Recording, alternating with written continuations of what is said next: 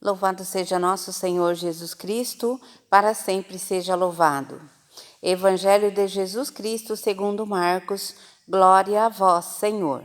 Naquele tempo, Jesus disse à multidão: o reino de Deus é como quando alguém se espalha semente na terra. Ele vai dormir e acorda noite e dia, e a semente vai germinando e crescendo, mas ele não sabe como isso acontece.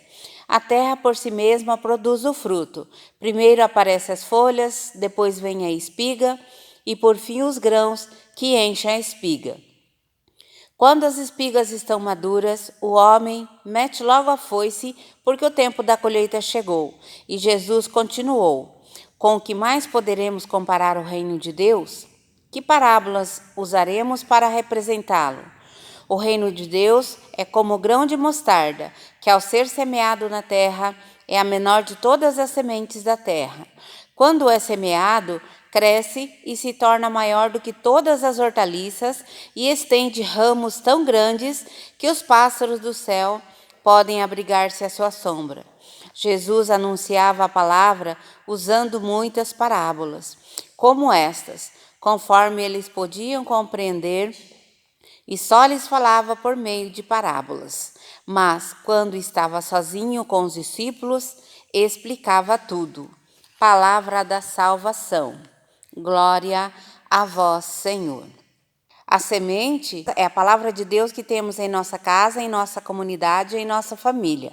Em toda a Bíblia é recorrente o uso de imagens e símbolos para ilustrar determinadas realidades ou temas e assim facilitar nos ouvintes e leitores a devida compreensão. Para a palavra de Deus, diversas imagens são aplicadas ao longo dos dois testamentos, como a chuva, o fogo, a neve, a espada, a água e outros, como a semente, por exemplo. A semente, por sinal, foi uma das imagens preferidas de Jesus em suas parábolas, para falar do reino de Deus e da sua palavra. O evangelho de hoje é um exemplo disso. Com duas pequenas parábolas, Jesus ilustra a dinâmica do reino de Deus e a força da sua palavra, a partir da imagem da semente. A primeira parábola, Marcos compara essa palavra com o reino de Deus, e uma semente é jogada na terra. A participação humana nesse processo é importante, sobretudo no preparo da terra, no cuidado da colheita.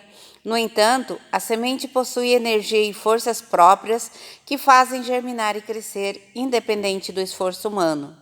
E assim é a palavra de Deus. Ela é semeada na nossa vida, ela tem força e poder para agir dentro de nós, na nossa casa, na nossa comunidade, na nossa sociedade, através de nós, através da nossa força, da nossa fé, e cabe-nos abrir o coração, fazendo dele o terreno da semente, que é a palavra de Deus, e deixar Deus transformar a nossa vida, fazendo crescer os frutos do amor, da justiça dentro de nós e nos lugares onde vivemos, e nós dando o nosso exemplo. A segunda parábola, Marcos, ilustra ainda mais a força transformadora da semente, que é a palavra de Deus, ao comparar ao menos os grãos conhecidos na época de Jesus. O grão da mostarda, não obstante sua pequenez, esse tem a força para germinar e crescer, transformando em robusta planta, gerando sombra e abrigo para os pássaros. E diante do mal que assola o mundo de hoje com tantas injustiças, violências e desigualdades, a palavra de Deus pode parecer muito pequena e sem efeito transformador. Semear a semente faz germinar no terreno que é a nossa vida e exige da nossa fé, da nossa esperança e da nossa perseverança. Não podemos desanimar por falta de resultados e nem de julgar pelas aparências dos outros. Jesus nos convida exatamente a acreditar no que parece pequeno e insignificante. Precisamos cultivar a palavra de Deus em nosso coração com todo o cuidado possível para produzir os frutos de amor, sabendo que a semente de Deus é a palavra. Nos esforcemos a cada dia para que a nossa vida, enquanto terreno, se torne sempre mais fértil para essa semente germinar e frutificar na nossa casa, na nossa comunidade, no lugar em que vivemos e dando-nos exemplos uns aos outros.